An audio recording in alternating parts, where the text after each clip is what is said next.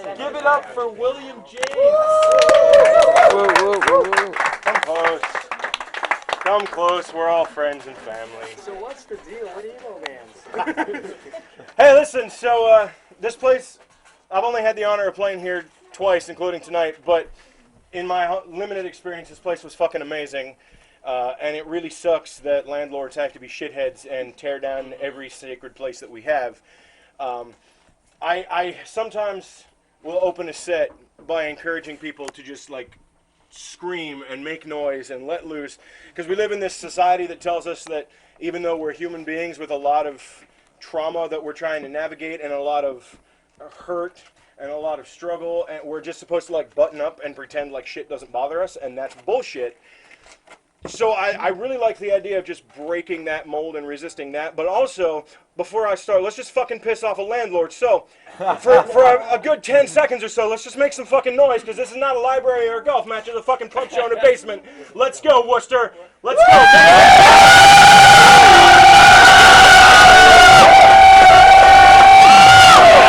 Motherfuckers keep telling me that punk rock is dying or dead, but my friend Derek brings his son with him to every single show he plays. At only 16 months old, this kid's already got more spit in his fire than most of the X'd up militants in the pit. And yes, some people will frown on the idea of bringing a child into these whirlwinds. They'll coat their throats with hems and haws and an arms race of disapproval. But like any father, Derek just wants his baby boy to grow up with space in his heart for the things that daddy holds dear. So while the opening bands bludgeon the crowd with chants of unity, or brotherhood, or standing steadfast, or 746,912 other punk rock cliches, and a floor filled with spin-kicking, sweat-drenched mosh warriors pounds into each other at the speed of escape. Son rides piggyback high on father's shoulders, half drowning in ear protectors that are almost the same size as his head, and he raises an innocent fist in the sky screaming. We all are experts at this, so we already know that at an all-ages punk show, you will inevitably find two very finely tuned archetypes. The first is that young, doe-eyed one.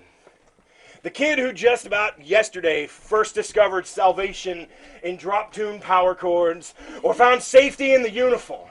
This common aesthetic of drug-free pledges or area codes we etch into our skin like a branded herd.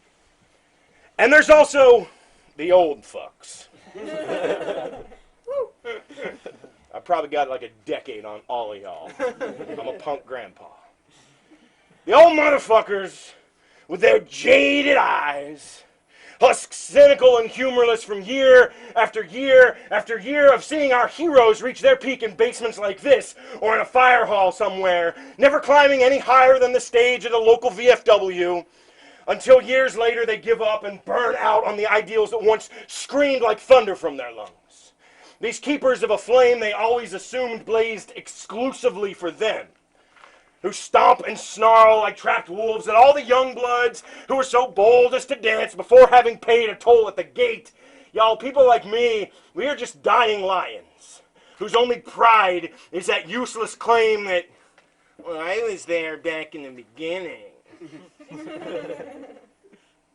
But 20 years from tonight, after another wave of true till death tattoos have done gotten covered up, another wave of wet-eyed young punks have exchanged their vinyl crates for a 401k, there will still be an innocent fist thrust in the sky screaming, having just picked up the mantle that his father laid down, wrapped that mic cord 3 times around his wrist, and now is staring down all the sneering cynics. He'll say, "Motherfucker, I was born for this. I was groomed to build these houses with my own damned hands. These walls and rafters, they are my birthright and my blood. I have screamed in these streets from my very first days. Motherfucker, I was born for this. What have you got?" I apologize. What the fuck have you got? This is a love poem to punk shows. On the very best of nights, there's blood. It's inevitable, unavoidable. This room barely big enough to be a prison cell. We've packed floor to ceiling with equipment until the few remaining square feet of floor space is not even adequate enough to contain the band, let alone the crowd of adoring fans that have come for tonight's show. And we play this beautiful game of human Tetris, this strange puzzle of limbs intersecting at impossible angles. The plaster we kick down from the overhead tiles, The sweat as it drips off our faces enough to form a thick fog. Then oak smashes violent into brass, our lungs strain to collapse in the moment. Behind us, dervishes whirl and bodies hurricane a dance of celebration. And then the microphone, it becomes a cube of sugar we dropped on an anthill, enveloped and swarmed by voices who are eager to share in the sorcery of the night. On the very best of nights, there's blood. It's drawn from the vein, not by malice, but through the simplicity of physics. Y'all, unlike a show, matter cannot ever be double booked. So when two golden voices try to occupy the same exact spot next to the singer, the skulls that are carrying them will inevitably collide as unstoppable force meets immovable object at center stage. But after a quick pause, a moment's shake to clear the head, an embrace to say, it's all good, the show, why, it goes on. Like a freight train, like a desert wind, like a sacrament. On the very best of nights, there's blood. On the very best of mornings, it pools beneath the surface of our skin, and we wear these purple-yellow stains like sacred vestments, like a badge of honor. We look at ourselves as if to say, look what I got. Look what I've got. This scar, it's proof that I belong somewhere. This bruise right here, it lays claim to me as someone's kin. Look what I've got. This cold brick, this basement floor, the dirt, the sweat, the spit, the blood, the blood, the blood. May we never grow so old as to refuse to call this place our home. So there's this idea in the world that if you can't make money and generate income or a profit off of a thing, that it has no value.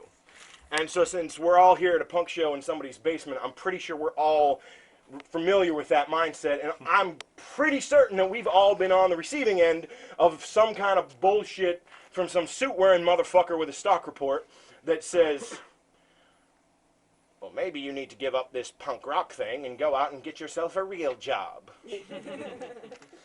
Because our society thinks that if you can't capitalize on something, then it has no value. So I really think that's bullshit, and I really hate that mindset. I have a lot of contempt for the type of people who perpetuate it, so I wrote them a letter a while ago.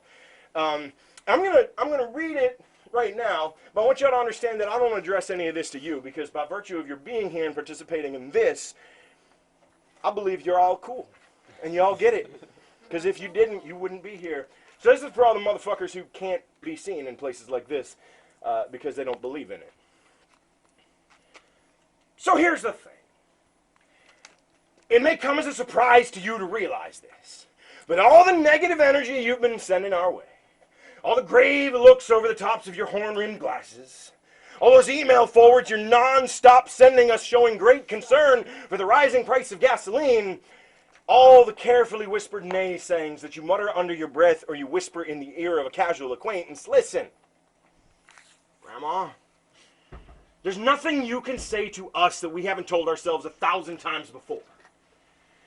It happens on a night when the check engine light started burning somewhere back in Tallahassee, and now we're driving our way through Joplin. Every mile of highway beneath our feet taking us 5,280 steps closer to a total breakdown, but we have no idea whether it will be the engine or our spirits that burn out first. These are days we scrape our broken bodies off of hardwood floors, our bones creaking like the staircase in a haunted house, and we ask ourselves the same questions that furrow deep into your brow. They're questions like, well, how much longer can I live this way? Or, when I get home, how the fuck will I pay the rent? And the answer to a question like this, it reveals itself at the moment we need it the most, when it's the only thing that will keep our swollen eyes from shutting. So we're not accusing you out there of being smug. We just say you're quite misguided, and that this here is a universe that you are not equipped to ever fully understand. Do you remember that time you asked us a very foolish question? You said, well, if you won $1 million in the lottery, what job would you work just for fun? And you held your breath, hoping we'd answer with something very practical. My own mother, for many years, was hoping for surgeon. I wish. Later on, decided she would settle for lawyer. Eventually decided that she would even accept award-winning scientist. Really, all she wanted was something that rippled with the promise of a bright, calm blue future. But see, folks like us, we have taken those words for their literal meaning. And we found that fire burning in our bellies, swallowed rainwater from the sky just to wash it out. We've only learned the laws of physics so that we can break them. We have stopped believing that we cannot run forever. So, these days, we do not hold in fear the same monsters as you. You who call us young, or accuse us of being naive, or say that we're unwise to the ways of the reality of this world. You say that we should grow up and fill our hearts with worry instead of wide-eyed wish. Well, we've considered it. And we've decided that in spite of all your doubts, we will continue to believe that these are very good and very worthy dreams. Do you remember the day you told us we could be anything we wanted? Do you know that you never told us anything that we hadn't already learned? I gotta check the set list and see what I was doing next. Yeah. How am I doing on time, John? Can I do like 4 more? Oh, yeah. 4 Cool. more sounds perfect. So, I will preface this poem by saying that my father is a very damaged individual, which is not uncommon. Many of us are. Oh, trust me. My father is trying very hard to be a good man. And this poem really only represents a single fraction of who he is as a person, but it is a reality that I've lived with my whole life. So here we go.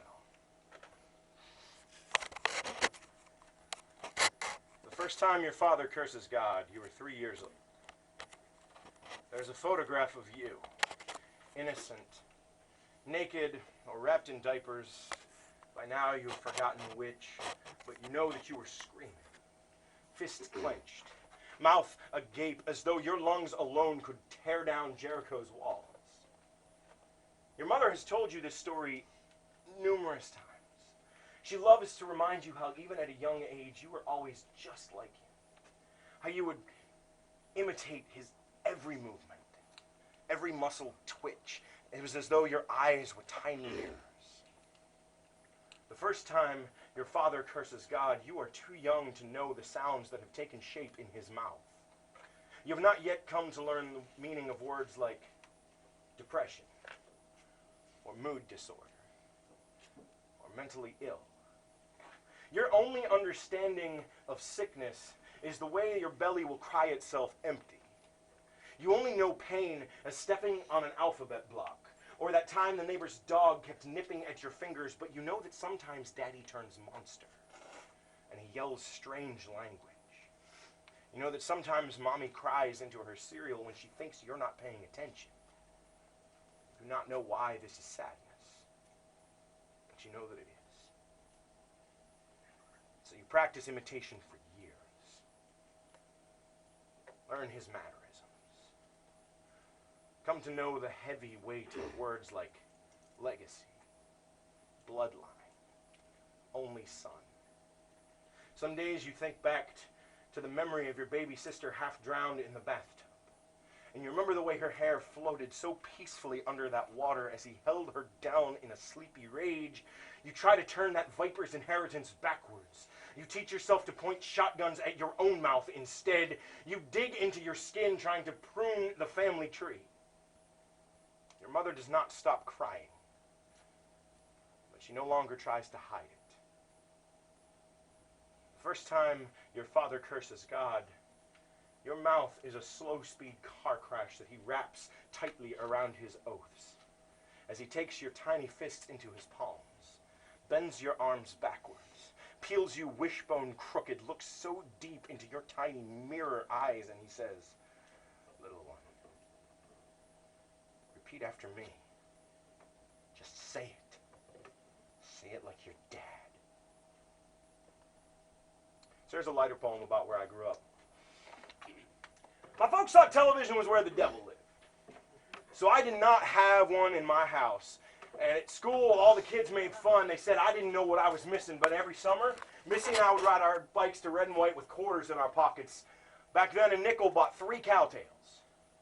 I bought peach rings mostly Except on the days when my bicycle had turned into a horse, which of course meant that I was a cowboy.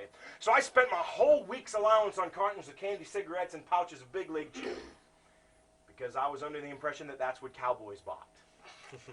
I lived in a trailer court at the bottom of a hill. It was so tall, I thought it was a dang old mountain. The first day I rode my bike all the way to the top. I threw my handlebars in the dirt, raised my arms as high to heaven as I could hold them, and I yelled with all the lungs my tiny little lungs could muster, "I made it!" Now I'm going home. My best friend Joey Beatner broke my nose 3 times in the space of a single summer. The first, we were playing King of the Hill, backwards. The second was just a boring forward pass. The third time, we got ourselves all filled up with soda pop and caffeine at 7 in the morning, and then I very painfully discovered that badminton was never meant to be played with a snow shovel. True story. That shit hurt. I found my first stash of porn hiding in the rusting ghost of a boxcar that was dying in the woods. Rachel ratted me out to my mom when I wouldn't kiss her. I lost every game of Spin the Bottle we played that summer on purpose. One day I was walking through my woods and I saw a porcupine who looked like he had tried to spike his defenses against a truck and very clearly had lost. He looked so sad and so lonely, lying there dying in the gutter. All I wanted to do was send him home with a stick. When I got home, I told my dad I was only crying because I'd skinned my knee. The first scar I ever got was on the bottom of my chin. I got it trying to shave just like my daddy, but I told the kids in school that it was a battle wound from when I was fighting dragons. And they laughed at me. I feel terrible. But there was a dragon hiding in the woods behind my house. It's just no one could see it but me, because it was disguised as a tree. Oh, okay. The second scar was on the littlest toe of my right foot. While Dad snored on the sofa, Missy and I went into the kitchen, grabbed a jar of cooking oil, poured it all over the linoleum kitchen floor, turned the whole room into a skating rink, and god damn, that shit was fun. But then, like the clumsy old oaf that I've always been, I lost my balance, fell down, ripped my foot across the corner of a register grate, cut a hole so deeply in my toe, I thought it was a cave hiding inside my body, so I watched for a while. And I thought maybe I'd see bats go flying out. All I ever produced was blood. I've only been in a single fist fight my whole life. There was a neighbor boy one day who wanted to kiss my baby sister. So he tied her shoelaces to a tree branch while she was still in them. Underneath this tree was a squirrel that had something looked just like my mom's strawberry jam spilling out his guts. The neighbor boy smeared it with a stick, and then he wiped that mess all over my sister's shins. And I was under the impression that older brother code meant I was supposed to do something to defend her. So I threw a rock at him. It missed. In response, he threw a fist at me. It didn't miss. But my sister had just enough time to wriggle free, run on home to safety. When I got home, I told my dad I was only crying because I'd skinned my knee. In my hometown, Shippenville, Pennsylvania, at the top of the tallest hill, so tall you'd swear it has to be a mountain, there's a cemetery full of stones marking people whose names and faces and stories have long since been forgotten. But if your travels should ever take you there, and you find yourself at just the right time of night, when the sun has first started to hide itself behind the tree line, you sit down in the soft green grass and you listen carefully to the echoes of whispers fading away in the wind. You might just hear them say, "I made it. I'm going home." Woo!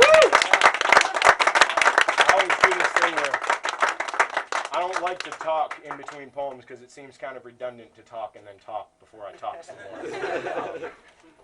Y'all can clap if you want. You don't have to. It's just a thing. I got 2 more poems for you. I've got a book, chat book upstairs with some poems, most of which I didn't even do tonight because I don't remember any of them. But they're $10-ish. I'm fucking broke, but so are all of you. So if you want one and you have less than $10, please come talk to me and we can work something out. It doesn't matter.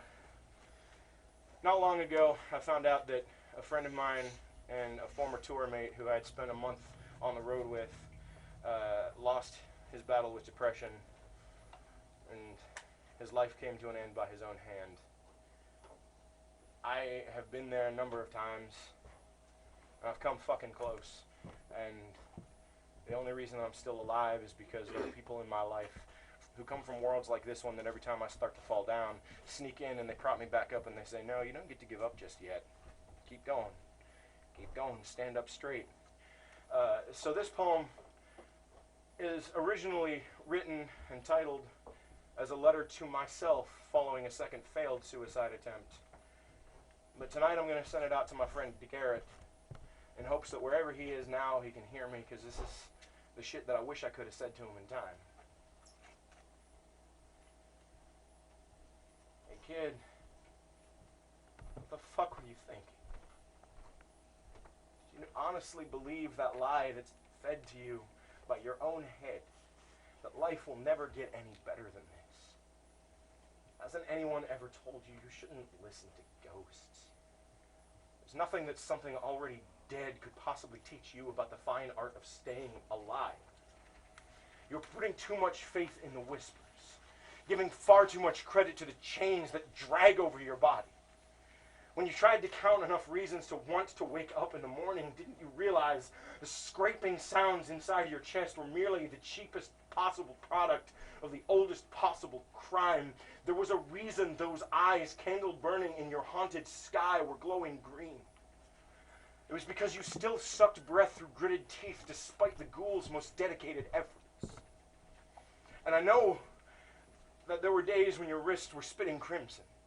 And I know there were days when you just wanted to dry swallow enough pills. Believe me when I say that even at your most embarrassingly awkward look up to see rock bottom, you were still a fucking thunderstorm hiding beneath your breastplate.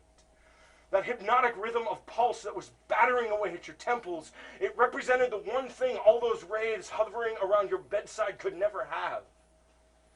They were always too cowardly to bloody their own hands trying to take it from you by force. So they resorted to weak warfare. This black hole that you were so desperate to drown in, it was nothing but a chemical siege that they laid on your mind. Wherever you are still not bottle rocket, but pipe bomb. Wherever you've gone, you are still not train derailment, but slow-burning fuse. You have never been knife wound, never sword swallower, never fallout. You are sky. I wish that when tomorrow had tried to spill itself from your poisoned gut like shards of shattered crystal, you had not tried to pick up the pieces. It was never you who was broken. It was only the glass. I got one more for y'all. This one's short, and this one's going to be loud, because if we're going to go out, let's go out with a bang.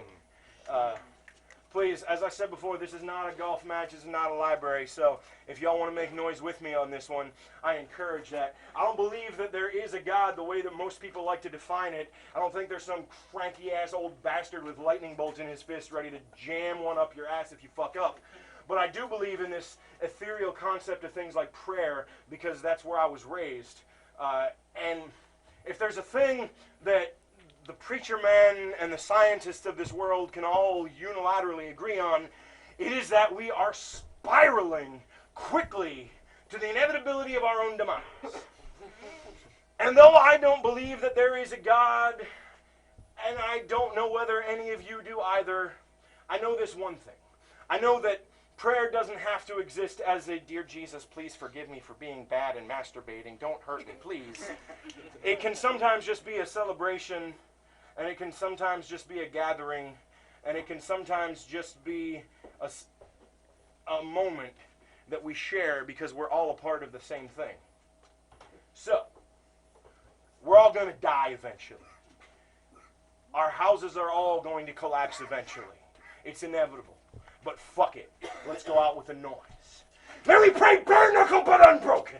Survive to spite this choking in our throats. May we find comfort in the chaos. Find salvation in what outsiders call noise. Let this be our litany. that harsh scraping of steel-wound strings, machine gun precision in crashing drums. Let us be baptized in sweat, blood, spit, made holy by mosh pit communion. When we sing, may our voices echo across lifetimes. When we scream, may we pull